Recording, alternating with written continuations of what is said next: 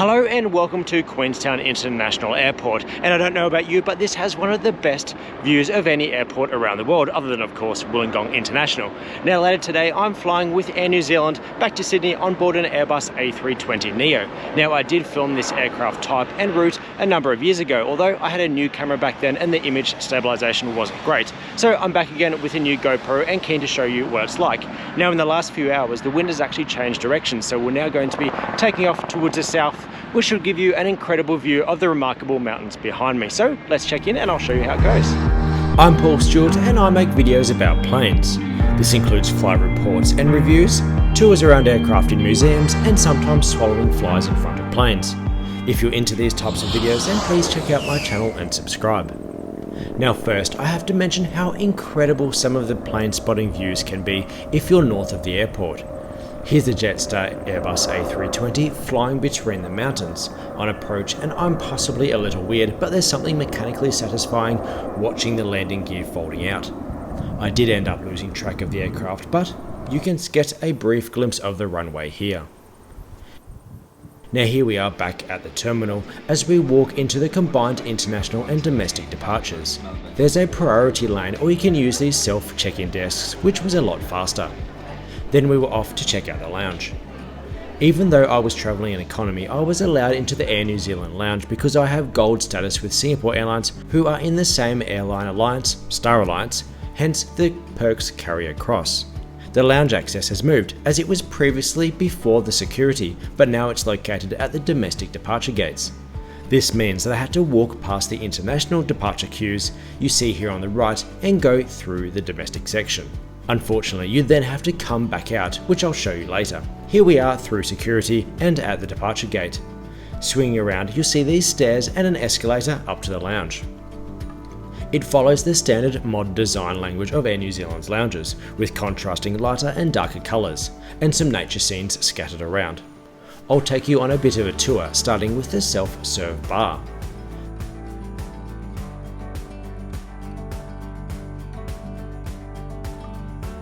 There's also a barista making hot drinks to order, which you can make via this touchscreen or simply asking them. And there's sugary snacks available as well. Moving around, you'll find the proper food set up as a buffet. The sandwiches were ham, cheese and spring onion mayo, chipotle chicken wrap, and cheese and piccalilli, and some different salads and desserts. There were also bits and cheeses, bread and soup, and rice, potatoes, and beef madras curry with lentils that I'll show you later. Now there's plenty of seating, both with tables and benches, and more comfortable chairs overlooking the departure gate and the airport apron. Here's the beef and lentils madras that I mentioned earlier, and some broccoli. There was a steady stream of aircraft arriving, and around 45 minutes before ours was due to board, an announcement was made and we were escorted back to the arrivals section via the back alley, where we could make our way back to the International Security and Customs line. Unfortunately, this means that you hit at a peak time, so in total we probably spent 30 minutes twice in both security lines, which really makes you wonder if it's worth it for the lounge access at all. As you can see when we eventually got through, there are shops near the international departure gates with both food and reading material. Air New Zealand's short-haul jets are Airbus A320s and A321s.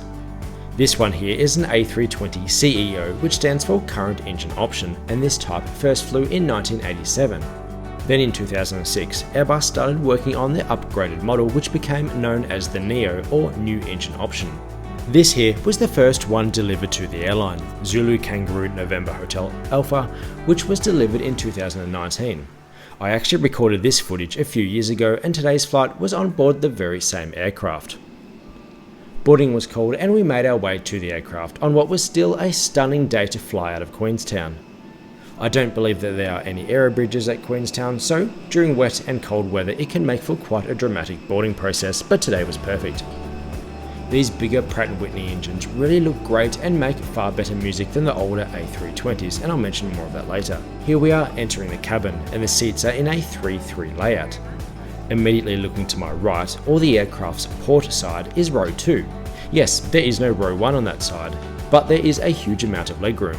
In fact, rows 3 to 8 on this side are Space Plus seats, with 86 centimeters of pitch and 5 centimeters of recline, including my seat here, 4 Alpha. which I'll show you in a little more detail. Above is an overhead individual air vent, which I always appreciate, and a reading light. Moving down you have this 10-inch touchscreen, and under that is a USB-C and A port, although unfortunately there's no larger power plugs anywhere else. There's a standard fold-out tray table and the usual pockets to lose your things in. And once again there's a huge amount of legroom and well worth selecting these seats if you can. And then there's a brilliant view of the engine and another A320 NEO next to us. The headrests can adjust up and down, and the sides can also bend in if you want a little more support. Now it's worth mentioning, because this does confuse everyone, that the seat recline buttons have moved from the armrest to this little silver thing down near your legs. And here I am attempting to be artistic with the safety card. There was a slight delay departing, which means that there was time for some av geekery. As I said earlier, this and the neighbouring aircraft are NEOs, with the most obvious difference being much wider engines with a larger bypass ratio. What that means is that the fan at the front is larger and pushes more air around the hot central core, so in many ways it kind of acts like a big propeller as well as the traditional turbojet engine. For comparison's sake, compare the engine size to this Boeing 737-800, which has a smaller fan and a lower bypass ratio, as far less air bypasses the hot core. The NEO also came with these winglets which increase efficiency, and many of them have been retrofitted to older CEO models as well. Our neighbour backed out for their flight to Melbourne while we remained waiting and enjoyed the views of the remarkable mountain ranges in the background. A cool feature of the in-flight entertainment is the ability to send messages to other seats. Now this made for hours of entertainment for a simpleton like me.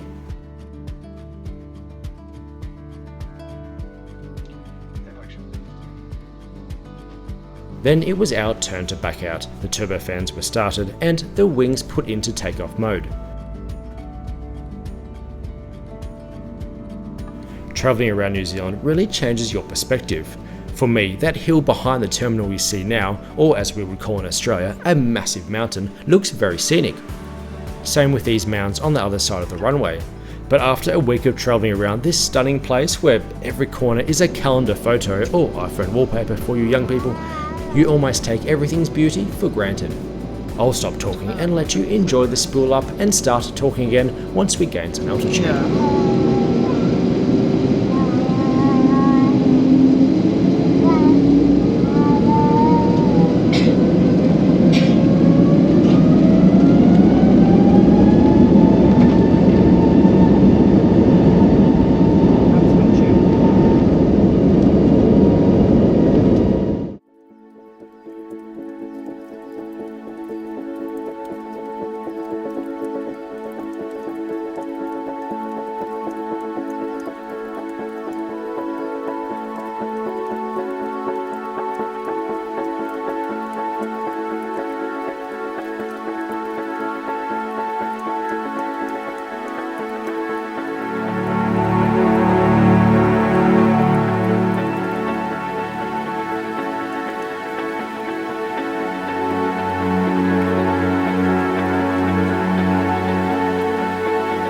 Looking at Flight Radar 24, we're probably around 10,000 feet before we bank around towards the west. The remarkable mountains out the window now that we're just passing are around 7,000 feet in altitude, which explains why we've kept our distance.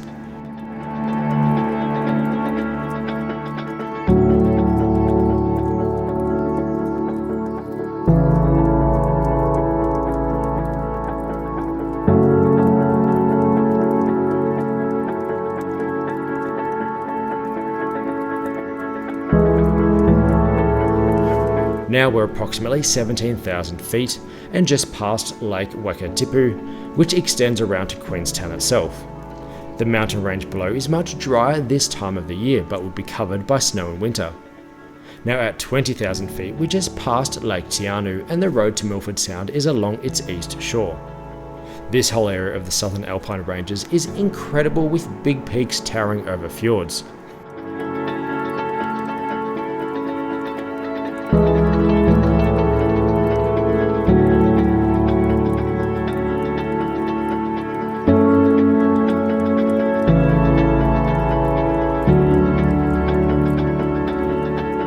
We crossed the coast just south of Milford Sound, and from what I can tell, this here is George Sound, or Te Anau, and apologies for the pronunciation.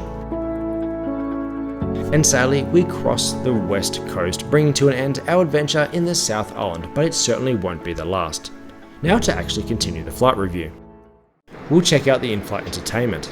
There are these little earpods that are adequate and connect to the underside of the screen. There is a decent selection of movies, but you have to pay for them. So for just $10, I can watch a movie for the 2.5 hour duration of the flight. There are a few TV shows that were free, but not a lot. We flew across to Auckland on board the long-haul 777, and it was a similar setup, which would be unfortunate on a 15-hour flight to North America. Even Lord of the Rings cost extra money. I don't know, I understand airlines need to make money, but it does seem pretty poor for a flagship airline. Now there is free Wi-Fi for everyone, although it's slow and they say specifically not to stream. It's only really for checking emails and posting photos on Instagram, and if you did try to stream anything, it's just too slow to watch anything, so I'm told. There's no free food, although water, tea and coffee is complimentary. You can order and pay for food and drink via the entertainment screen and insert your credit card into that slot. I must admit that I'm not sure if they accept cash. I went with this chicken, brie and cranberry sandwich, which was premium according to its own wrapping. It was very cold, so I let it thaw a little, and I must admit that with chicken and cheese in it, I'd rather that it be stored on the cooler side anyway, and it tasted fine. Now I'm in two minds about not having free food. If it does make the ticket cheaper, then that's fine I guess. Then the extra money can be spent on decent food in the airport terminal, rather than the mass-produced airplane food, which often isn't that good anyway. But let's be honest, most of the cost-cutting measures just end up with more cash going to shareholders and into CEO bonuses, and the tickets remain high anyway. There was a toilet at both ends of the cabin, and it was all very much a standard plain toilet, except that there are butterflies painted on the wall, which was a novelty for me. And actually there was a complimentary bite, and it was this lolly. The views over the Tasman Sea were as beautiful as ever, and we eventually began our descent down into Sydney. There was a lot of traffic, so we did some circle work out over the ocean before making the final approach onto runway 34 right. So how was the flight? The aircraft itself, the A320 NEO, is perfectly comfortable for a flight of this length. If you can, definitely book a forward seat on the left hand side for the extra legroom. The legroom does differ seat to seat, so I'll link to an interactive map on Air New Zealand's website where you can search each seat and it will give you specific details. That link will be in the video description below. Keeping the overhead air vents was nice to see, as many airlines appear to be deleting that option, including the 777 that we flew earlier in the week, so thanks Air New Zealand for that. You've got the speed brakes raising from the wing's upper surfaces, slowing us down as the name suggests, and the leading edge slats deploying to improve low speed performance. And it's always good to see the turbines still spinning. The in-flight entertainment, as I said, has almost negligible free content, although the touch response, etc. all seemed fine. To be honest, it's probably worth bringing your own device and your own headphones anyway. The free Wi-Fi is great to have even if it is slow. Many competitors, and I'm looking at you Qantas, don't even offer Wi-Fi, or they make you pay for small amounts of data anyway. The free in-flight catering was essentially non-existent, as I said earlier, and my $9 sandwich tasted okay. Again, I can see the argument for removing the basic free stuff and replace it with an option to buy tasty food, although I'm not sure if that's where they're going or if that's just to maximize profits. A 2.5 hour flight was fine, although a longer flight across the Pacific might leave you hungry. The crew were all friendly and the food was delivered shortly after I'd ordered it. The lounge in Queenstown is okay, but probably not worth the effort of lining up twice.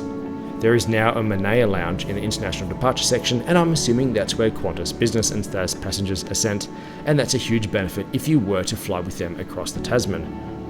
Another tip is that if you are travelling in business or have airline status and flying out of either Sydney, Auckland or Queenstown, it's better to skip the New Zealand priority check-in lane and use the economy self-check-in machines. Now the priority lanes were now very long and slow because they're full of, a demographic who struggle with the machines. Now possibly because their grandchildren aren't around to help.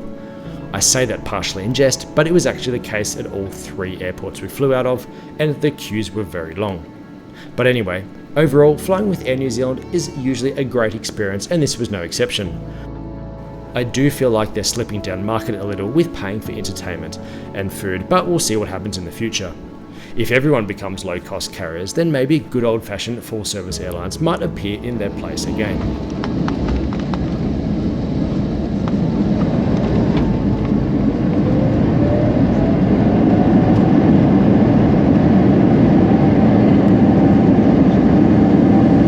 If you enjoyed the video, then please give it a thumbs up and let me know your thoughts on Air New Zealand's catering and those incredible views leaving Queenstown. Thanks for watching.